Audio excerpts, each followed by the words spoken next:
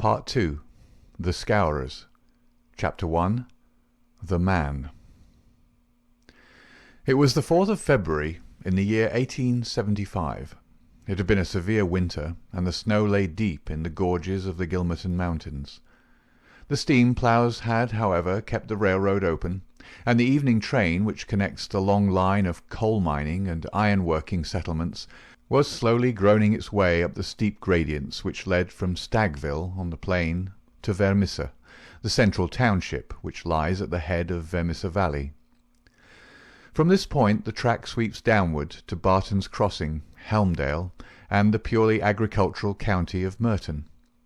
It was a single-track railroad, but at every siding, and they were numerous, long lines of trucks piled with coal and iron ore told of the hidden wealth which had brought a rude population and a bustling life to this most desolate corner of the United States of America. For desolate it was. Little could the first pioneer who had traversed it have ever imagined that the fairest prairies and the most lush water pastures were valueless compared to this gloomy land of black crag and tangled forest. Above the dark and often scarcely penetrable woods upon their flanks, the high, bare crowns of the mountains, white snow and jagged rock, towered upon each flank, leaving a long, winding, tortuous valley in the centre. Up this the little train was slowly crawling. The oil lamps had just been lit in the leading passenger car, a long, bare carriage, in which some 20 or 30 people were seated. The greater number of these were workmen returning from their day's toil in the lower part of the valley. At least a dozen, by their grimed faces and the safety lanterns which they carried, proclaimed themselves miners. These sat smoking in a group and conversed in low voices, glancing occasionally at 2 men on the opposite side of the car, whose uniforms and badges showed them to be policemen. Several women of the labouring class and 1 or 2 travellers who might have been small local storekeepers made up the rest of the company, with the exception of 1 young man in a corner by himself. It is with this man that we are concerned. Take a good look at him, for he is worth it. He's a fresh-complexioned, middle-sized young man, not far, one would guess, from his 30th year. He has large, shrewd, humorous grey eyes, which twinkle inquiringly from time to time as he looks round through his spectacles at the people about him. It is easy to see that he is of a sociable and possibly simple disposition, anxious to be friendly to all men. Anyone could pick him at once as gregarious in his habits and communicative in his nature, with a quick wit and a ready smile. And yet the man who studied him more closely might discern a certain firmness of jaw and grim tightness about the lips which would warn him that there were depths beyond, and that this pleasant, brown-haired young Irishman might conceivably leave his mark for good or evil upon any society to which he was introduced. Having made 1 or 2 tentative remarks to the nearest miner, and receiving only short, gruff replies, the traveller resigned himself to uncongenial silence, staring moodily out of the window at the fading landscape. It was not a cheering prospect. Through the growing gloom there pulsed the red glow of the furnaces on the sides of the hills. Great heaps of slag and dumps of cinders loomed up on each side, with the high shafts of the collieries towering above them. Huddled groups of mean wooden houses, the windows of which were beginning to outline themselves in light, were scattered here and there along the line, and the frequent halting places were crowded with their swarthy inhabitants. The iron and coal valleys of the Vermissa district were no resorts for the leisured or the cultured. Everywhere there were stern signs of the crudest battle of life, the rude work to be done, and the rude, strong workers who did it. The young traveller gazed out into this dismal country with a face of mingled repulsion and interest, which showed that the scene was new to him. At intervals he drew from his pocket a bulky letter to which he referred, and on the margins of which he scribbled some notes. Once, from the back of his waist, he produced something which one would hardly have expected to find in the possession of so mild-mannered a man. It was a navy revolver of the largest size. As he turned it slantwise to the light, the glint upon the rims of the copper shells within the drum showed that it was fully loaded. He quickly restored it to his secret pocket, but not before it had been observed by a working man who had seated himself upon the adjoining bench. "Hello, mate," said he. "You seem heeled and ready." The young man smiled with an air of embarrassment. "Yes," said he, "we need them sometimes in the place I come from." "And where may that be?" "I'm last from Chicago." "A stranger in these parts?" "Yes." "You may find you need it here," said the workman. "Ah, is that so?" The young man seemed interested. "Have you heard nothing of doings hereabouts?" "Nothing out of the way." "Why, I thought the country was full of it. You'll hear quick enough. What made you come here?" "I heard there was always work for a willing man." "Are you a member of the union?" "Sure." "Then you'll get your job, I guess. Have you any friends?" "Not yet, but I have the means of making them." "How's that, then?" "I am one of the eminent order of freemen. There's no town without a lodge, and where there's a lodge I'll find my friends." The remark had a singular effect upon his companion. He glanced around suspiciously at the others in the car. The miners were still whispering among themselves. The two police officers were dozing. He came across, seated himself close to the young traveller, and held out his hand. "Put it there," he said. A hand grip passed between the two. "I see you speak the truth," said the workman, "but it's well to make certain." He raised his right hand to his right eyebrow. The traveller at once raised his left hand to his left eyebrow. "Dark nights are unpleasant," said the workman. "Yes, for strangers to travel," the other answered. "That's good enough. I'm Brother Scanlon, Lodge 341, Vermissa Valley. Glad to see you in these parts." "Thank you. I'm Brother John McMurdo, Lodge 29, Chicago. Bodymaster J. H. Scott, but I'm in luck to meet a brother so early." "Well, there are plenty of us about. You won't find the order more flourishing anywhere in the States than right here in Vermissa Valley. But we could do with some lads like you. I can't understand a spry man of the Union finding no work to do in Chicago." "I found plenty of work to do," said McMurdo. "Then why did you leave?" McMurdo nodded toward the policeman and smiled. "I guess those chaps will be glad to know," he said.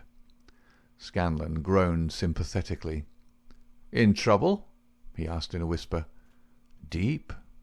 "A penitentiary job?" "And the rest." "Not a killing?" "It's early days to talk of such things," said McMurdo with the air of a man who had been surprised into saying more than he intended. "I've my own good reasons for leaving Chicago, and let that be enough for you. Who are you, that you should take it on yourself to ask such things?" His grey eyes gleamed with sudden and dangerous anger from behind his glasses.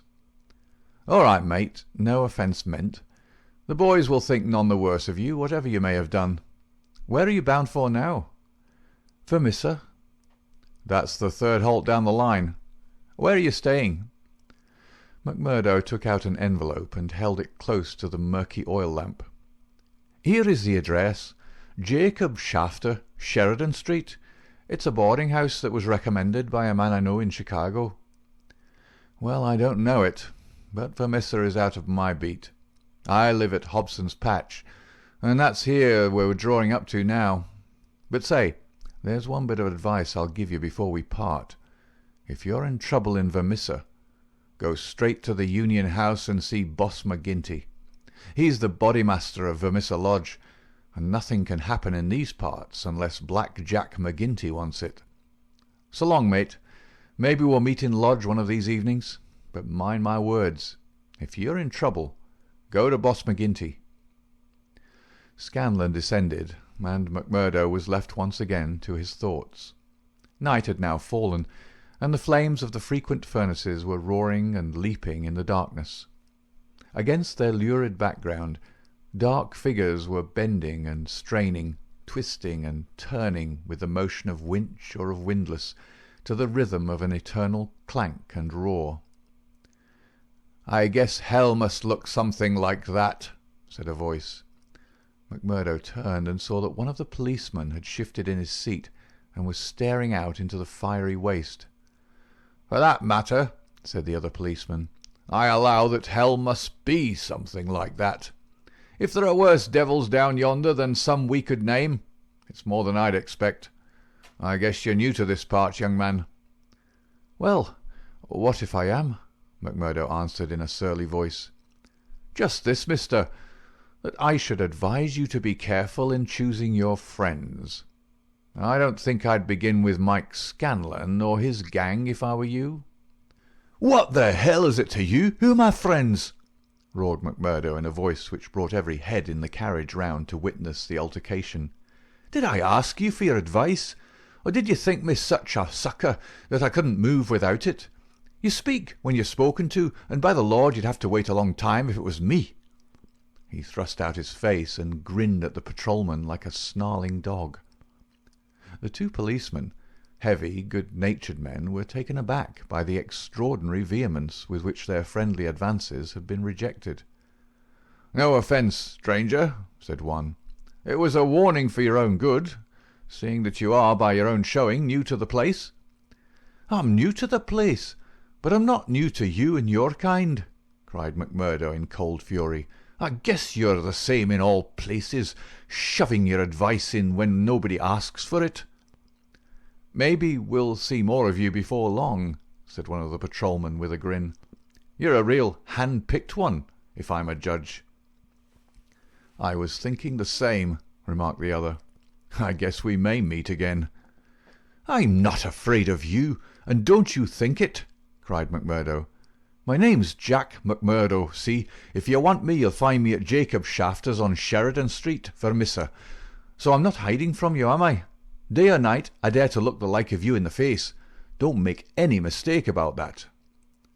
There was a murmur of sympathy and admiration from the miners at the dauntless demeanour of the newcomer, while the two policemen shrugged their shoulders and renewed a conversation between themselves.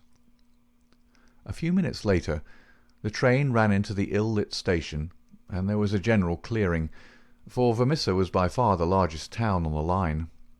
McMurdo picked up his leather gripsack and was about to start off into the darkness when one of the miners accosted him. "By gar, mate, you know how to speak to the cops," he said in a voice of awe. "It was grand to hear you. Let me carry your grip and show you the road. I'm passing Shafters on the way to my own shack." There was a chorus of friendly good nights from the other miners as they passed from the platform. Before ever he had set foot on it, McMurdo the turbulent had become a character in Vermissa. The country had been a place of terror, but the town was in its way even more depressing.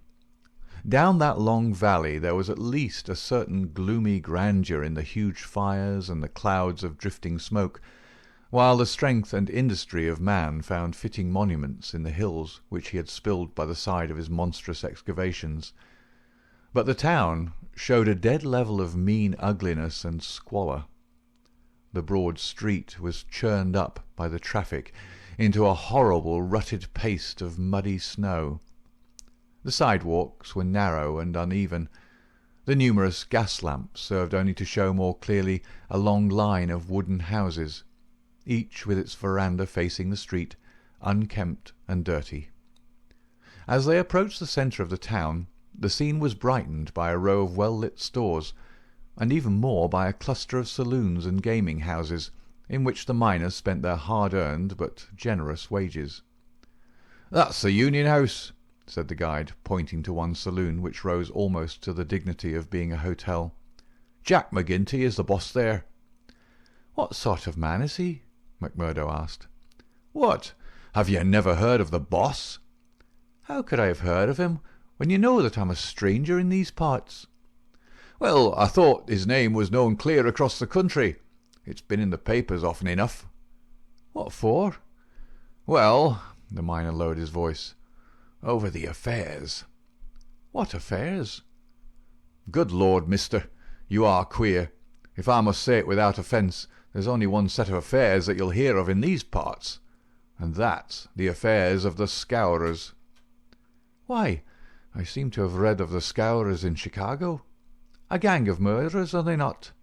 "Hush, on your life!" cried the miner, standing still in alarm and gazing in amazement at his companion. "Man, you won't live long in these parts if you speak in the open street like that. Many a man has had the life beaten out of him for less." "Well, I know nothing about them. It's only what I've read." "And I'm not saying that you've not read the truth." The man looked nervously round him as he spoke, peering into the shadows as if he feared to see some lurking danger. "If killing is murder, then God knows there's a murder and to spare. But don't you dare to breathe the name of Jack McGinty in connection with it, stranger, for every whisper goes back to him, and he's not one that is likely to let it pass. Now, that's the house you're after, that one, standing back from the street. You'll find old Jacob Shafter that runs it as honest a man as lives in this township." "I thank you," said McMurdo, and shaking hands with his new acquaintance, he plodded, gripsack in hand, up the path which led to the dwelling-house, at the door of which he gave a resounding knock. It was opened at once by someone very different from what he had expected. It was a woman, young and singularly beautiful. She was of the German type, blonde and fair-haired, with the piquant contrast of a pair of beautiful dark eyes, with which she surveyed the stranger with surprise and a pleasing embarrassment which brought a wave of colour over her pale face. Framed in the bright light of the open doorway, it seemed to McMurdo that he had never seen a more beautiful picture, the more attractive for its contrast with the sordid and gloomy surroundings. A lovely violet growing upon one of those black slag-heaps of the mines would not have seemed more surprising. So entranced was he that he stood staring without a word, and it was she who broke the silence. "I thought it was father," said she, with a pleasing little touch of a German accent. "Did you come to see him?